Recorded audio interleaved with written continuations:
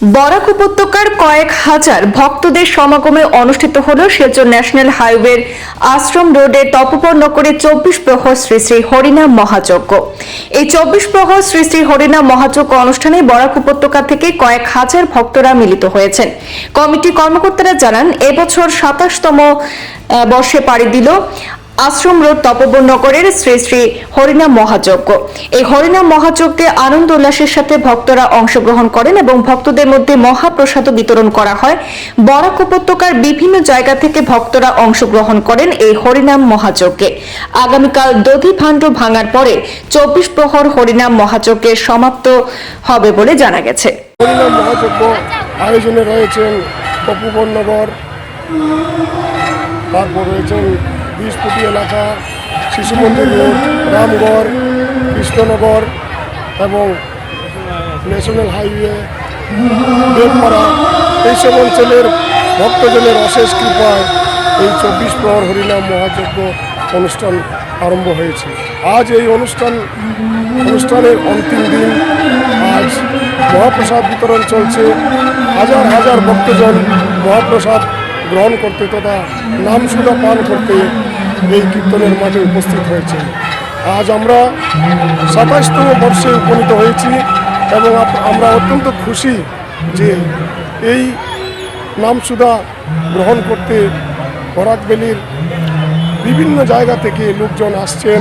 আমরা চাইব চৈতন্য মহাপ্রভু যেন আমাদেরকে কৃপা করেন, প্রতি বছরই যেন আমরা এই রকম আয়োজন করতে পারি। ধন্যবাদ।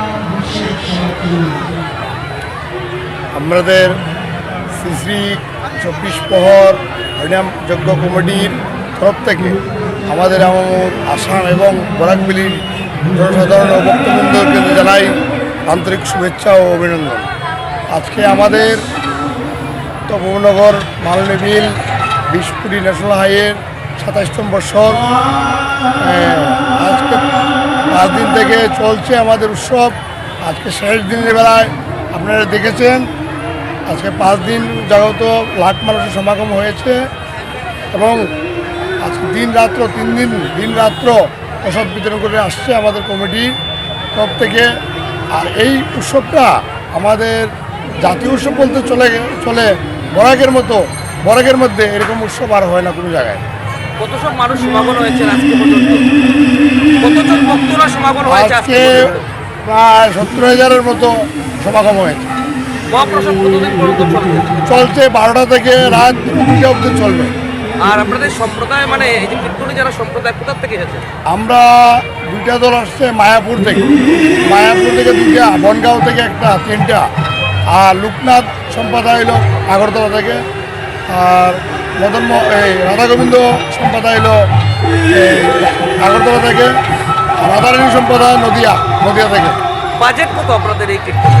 বাজেট তো আগে তো কম ছিল, এইবার তো একটু বেড়ে গেছে। আগে তো 27 লাখের ছিল, এইবার যে জিনিস দাম বেড়েছে বা প্যান্ডেলও বেড়েছে, এইবার তো আমাদের 45 লাখ টাকা দাঁড়াবে। সমাপ্ত কোন দিন হবে কীর্তন? সমাপ্ত কালকে সন্ধ্যা 6টার ভিতরে, 6টার সময় সমাপ্ত হবে। পূর্ণ হবে কালকে